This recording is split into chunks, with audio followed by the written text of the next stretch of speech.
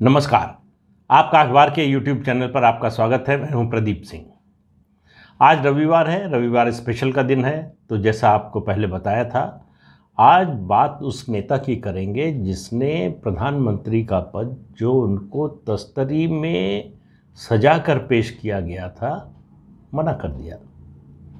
क्या भारतीय राजनीति में या किसी भी देश की राजनीति में कोई ऐसा नेता हो सकता है जिसको देश का सर्वोच्च प्रशासनिक पद मिल रहा हो और वो लेने से मना कर दिया? उसने मना कर दिया। लेकिन हमारे देश में एक नेता तो निश्चित रूप से ऐसे हुए, उनके बारे में आज बताएंगे। लेकिन पहले आपको इसकी पृष्ठभूमि बताते हैं। बात है 1991 की। बहुत ज़्यादा पुरानी नहीं है, लेकिन हाँ पुरानी तो हो ही गई।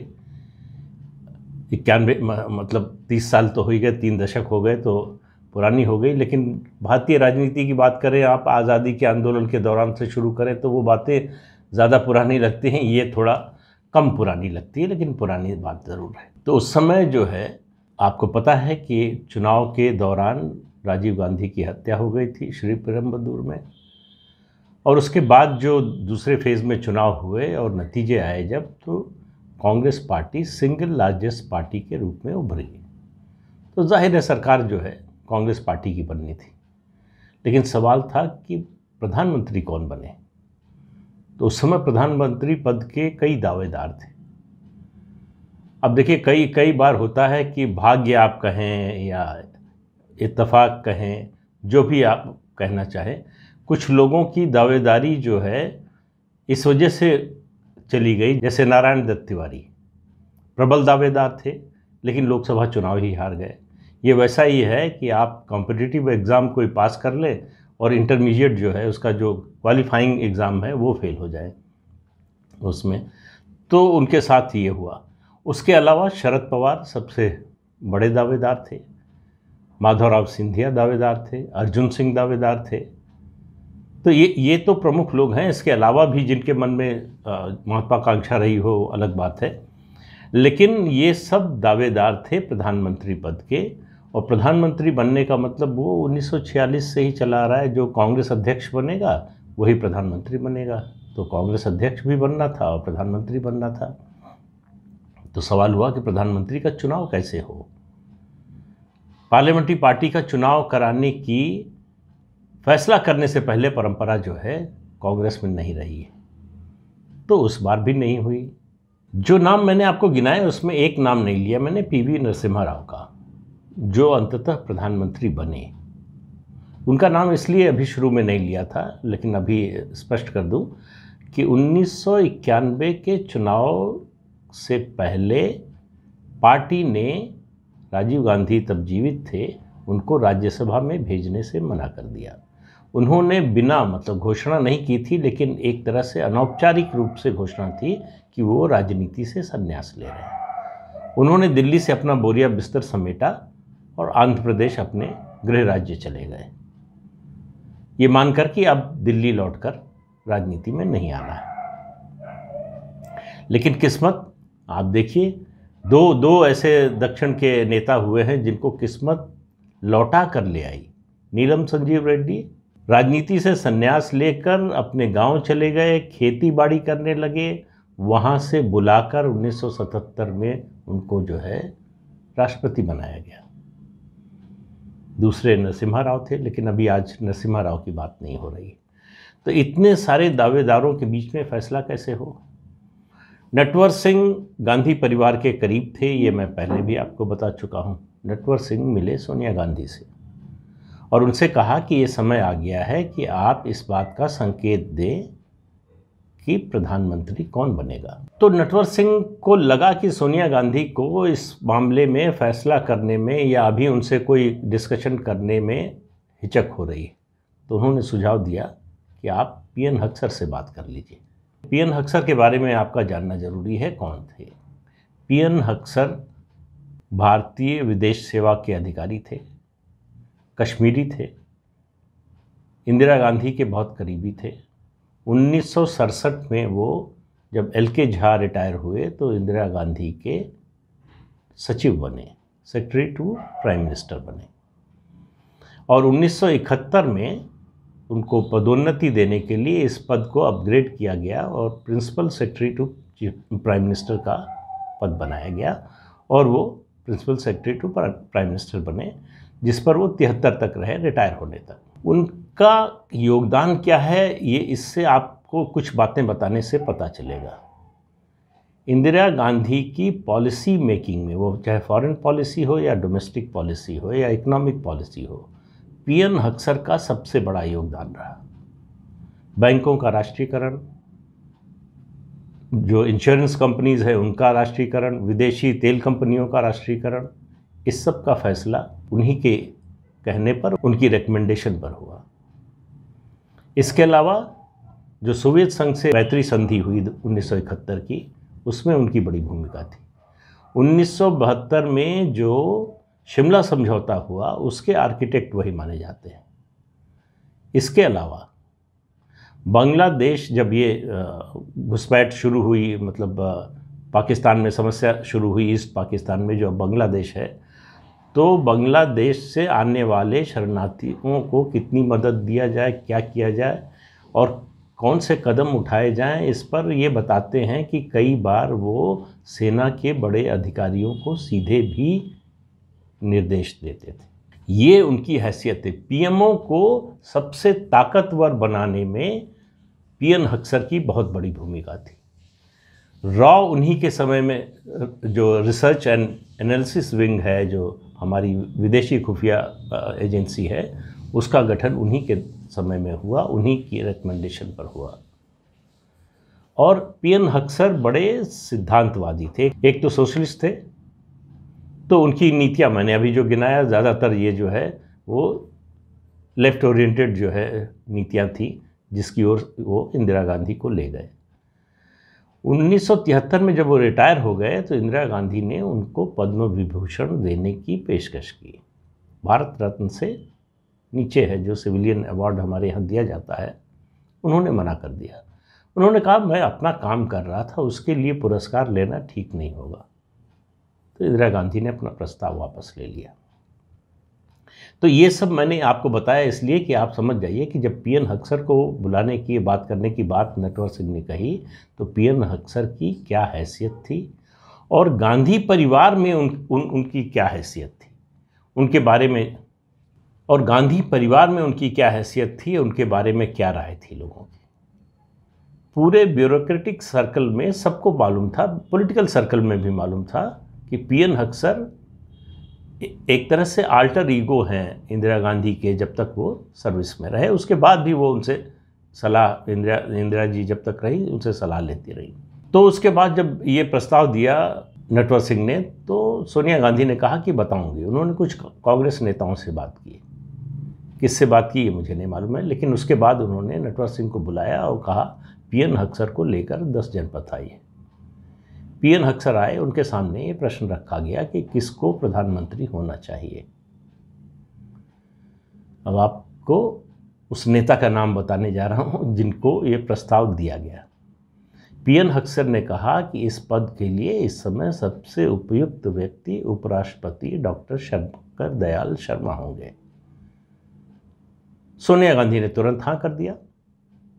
उनको मालूम था कि पीएन हक्सर अगर बोल रहे हैं तो उसमें उनका अपना कोई स्वार्थ नहीं है, वो किसी एजेंडे के तहत नहीं बोल रहे। तो सोनिया गांधी ने नटवर सिंह और अरुणा आसफ अली को इस प्रस्ताव के साथ शंकर दयाल शर्मा के पास भेजा। ये दोनों मिलने गए, थोड़ी देर औपचारिक बातचीत होती रही, चाय वाय पी गई। उसके बाद उन्होंने कहा कि हम एक संदेश लेकर आए और बताया उनको कि ऐसा ऐसा संदेश है। हाँ, अरुणा आसफ अली का नाम आप लोगों ने ज़रूर सुना होगा। 1942 के भारत छोड़ो आंदोलन से जो है उनको प्रसिद्धि मिली थी, स्वतंत्रता संग्राम सेनानी थी और कांग्रेस परिवार या गांधी नेहरू परिवार की करीबी थी, ये भी बात सही है। जब नटवर सिंह ने ये प्रस्ताव डॉक्टर शंकर दयाल शर्मा के सामने रखा तो उन्होंने कहा, जो जवाब दिया उन्होंने, उससे ये दोनों नेता बिल्कुल हतप्रभ रह गए। इनको समझ में नहीं आया कि क्या बोलें, क्या जवाब दें। उन्होंने कहा पहले कि सोनिया जी का बहुत आभार कि उन्होंने मुझ पर इतना भरोसा किया, इतना विश्वास किया, लेकिन भारत के प्रधानमंत्री का पद पूर्णकालिक होता है और मेरा स्वास्थ्य ऐसा नहीं है कि मैं इतना समय दे सकूं उस पद की गरिमा के अनुरूप, उसके पद की अपेक्षा के अनुरूप समय दे सकूं। तो इसलिए मैं इतनी बड़ी जिम्मेदारी निभाने में असमर्थ पाता हूं अपने को। अब उन्होंने जब ये बात कह दी तो मैंने कहा ना, इन लोगों को विश्वास नहीं हुआ। कुछ देर तक सन्नाटे में ये लोग बैठे रहे, इनको समझ में नहीं आया कि जवाब क्या दें। फिर थोड़ी देर बाद दोनों उठे, नमस्ते किया और वहाँ से निकल आए। रास्ते में भी, इसका जिक्र नटवर सिंह ने अपनी किताब में किया है इस घटना का, दोनों चुपचाप जो है बैठे रहे गाड़ी में और पहुँचे 10 जनपथ और सोनिया गांधी को पूरा वृत्तांत बताया कि ये प्रस्ताव दिया, उसके जवाब में उन्होंने ये बात कही। अब ये सवाल हुआ कि अब फिर कौन? तो फिर सोनिया गांधी ने कहा कि पीएन हक्सर को बुलाइए। फिर से पीएन हक्सर बुलाए गए। उन्होंने कहा अगर डॉक्टर शंकर दयाल शर्मा ने मना कर दिया है तो दूसरा नाम मेरी समझ से पीवी नरसिम्हा राव का होना चाहिए, उन्हें प्रधानमंत्री बनाया जाना चाहिए। अब पीवी नरसिम्हा राव तो अपना बोरिया बिस्तर बांधकर आंध्र लौट चुके थे। जो लोग प्रधानमंत्री पद के दावेदार थे वो इस उम्मीद में थे कि उनमें से किसी का नाम सोनिया गांधी लेंगी। कांग्रेस पार्टी फैसला नहीं कर रही थी, ये 10 जनपद में फैसला हो रहा था और परिवार का प्रभाव इतना था कि इसको कोई चुनौती देने वाला भी नहीं था। तो नरसिम्हा राव को बुलाया गया और पार्टी को ये सूचना दे दी गई कि भारत के अगले प्रधानमंत्री पीवी नरसिम्हा राव होंगे। लेकिन जो लोग उम्मीद में थे उनको बड़ा झटका लगा। तो शरद पवार कांग्रेस अध्यक्ष पद का चुनाव लड़ना चाहते थे। अर्जुन सिंह ने अपनी इच्छा जाहिर की कि वो प्रधानमंत्री पद का यानी पार्लियामेंट्री पार्टी में के नेता का चुनाव लड़ना चाहते हैं। फिर बातचीत हुई, समझौता हुआ।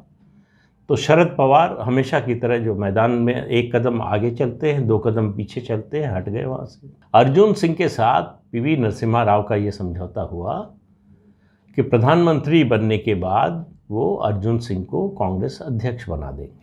अब आप ये समझिए कि नरसिम्हा राव ने उस समय वो जानते थे कि इस समय वो कोई टर्म्स डिक्टेट करने की स्थिति में नहीं है, इसलिए उनके सामने जो भी प्रस्ताव रखा गया प्रधानमंत्री बनने के अलावा किसी और के, वो उन्होंने सब स्वीकार कर लिया।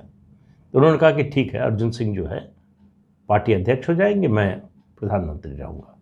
लेकिन जैसे ही प्रधानमंत्री पद की शपथ ली उन्होंने वो अपने इस वायदे से मुकर गए और उसके बाद जो झगड़ा शुरू हुआ और नरसिम्हा राव ने कांग्रेस कार्य समिति की बैठक बुलाई, उसमें उनको अध्यक्ष चुन लिया गया। तो अध्यक्ष और प्रधानमंत्री दोनों नरसिम्हा राव हो गए। और आपको याद दिला दें कि निधन से पहले राजीव गांधी भी संसदीय दल के नेता और कांग्रेस अध्यक्ष दोनों पद पर थे। तो ये कांग्रेस के लिए, पार्टी के लिए कोई नई बात नहीं थी। सोनिया गांधी ने बना तो दिया नरसिम्हा राव को प्रधानमंत्री, लेकिन वो ये उनका नरसिम्हा राव का प्रधानमंत्री बनना उनको कभी पसंद नहीं आया। दोनों में कभी आपसी विश्वास का संबंध बन नहीं पाया। इसके बारे में विस्तार से मैंने पहले एक वीडियो में आपको बताया था कि किस तरह की परेशानी हुई। और फिर अर्जुन सिंह से जो वादा खिलाफ़ी उन्होंने की, उसका नतीजा ये हुआ कि पार्टी में असंतोष बढ़ने लगा और एक समय आया कि अर्जुन सिंह और नारायण दत्त तिवारी के नेतृत्व में एक धड़ा पार्टी से बाहर चला गया, जो कांग्रेस टी बनी, कांग्रेस तिवारी के नाम से बनी, जिसका बाद में जो है जब सोनिया गांधी अध्यक्ष बनी तो कांग्रेस में विलय हो गया। ये माना जा रहा था कि सोनिया गांधी इस गुट के पीछे हैं। इन लोगों को उम्मीद थी, जो कांग्रेस तिवारी के लोग थे, अर्जुन सिंह, नारायण दत्त तिवारी, ये इन सब लोगों को उम्मीद थी कि सोनिया गांधी कुछ बोलेंगी, इंटरवीन करेंगी और उनकी मदद करेंगी। लेकिन सोनिया गांधी ने उस बारे में कुछ भी बोलने से मना कर दिया और जाहिर है कि पार्टी में टूट हो गई। ये लोग बाहर हो गए, सत्ता से भी बाहर हो गए। हालांकि समझौते के रूप में नरसिम्हा राव ने इन लोगों के सामने पेशकश की थी कि इन्हें गवर्नर बनाया जा सकता है, जो इन लोगों ने मना कर दिया। लेकिन डॉक्टर शंकर दयाल शर्मा प्रधानमंत्री बनने से उन्होंने मना कर दिया। इस बात को सोनिया गांधी ने याद रखा और अगली बार जब राष्ट्रपति के चुनाव का समय आया तो उन्होंने डॉक्टर शंकर दयाल शर्मा को राष्ट्रपति बनाया। तो डॉक्टर शंकर दयाल शर्मा, आपको बता दें कि बड़े प्रतिभाशाली व्यक्ति थे। वो भारत के शायद एकमात्र ऐसे वकील थे जो लंदन से, जिन्होंने वकालत में डीलिट की हुई थी, पीएचडी भी थे, डीलिट भी थे। लेकिन उनके बारे में मजाक में लोग कहते थे कि इंदिरा जी कभी उनसे कानूनी सलाह नहीं लेती थी। लेकिन वो परिवार के बहुत करीब थे और कम लोगों को पता होगा शायद कि वो, उनको ज्योतिष का भी शौक था। और जाते जाते आपको एक बात बता दें कि डॉक्टर शंकर दयाल शर्मा ने ही अटल बिहारी वाजपेयी के शपथ ग्रहण का मुहूर्त निकाला था जब उनकी 13 दिन की सरकार बनी थी। तो भारतीय राजनीति में ऐसा नहीं है कि सब बुरे ही लोग होते हैं, ऐसा नहीं है कि सत्ता के लिए सब मार काट करने वाले ही होते हैं। कुछ ऐसे लोग भी होते हैं जो अपनी क्षमता का आकलन करके, वर्तमान परिस्थिति का निरीक्षण करके ये फैसला करते हैं कि ये पद उन्हें लेना चाहिए कि नहीं। राजनीति में ये आदर्श स्थिति होनी चाहिए, लेकिन ऐसा है नहीं। भारतीय राजनीति की सबसे बड़ी विडंबना ये है कि यहाँ कोई रिटायर नहीं होना चाहता। रिटायर कराने के लिए उनको धक्का देकर हटाना पड़ता है पद से। लेकिन डॉक्टर शंकर दयाल शर्मा ऐसे नेताओं में नहीं थे, इसलिए उनको ज़रूर याद किया जाना चाहिए। आज के अंक में इतना ही। अगले अंक में फिर मिलेंगे किसी नए मुद्दे के साथ। तब तक के लिए इजाज़त दीजिए। नमस्कार। जाते जाते आपको याद दिला दें कि ये चैनल देखिए, शेयर कीजिए, लाइक कीजिए और सब्सक्राइब तो ज़रूर कीजिए। नमस्कार।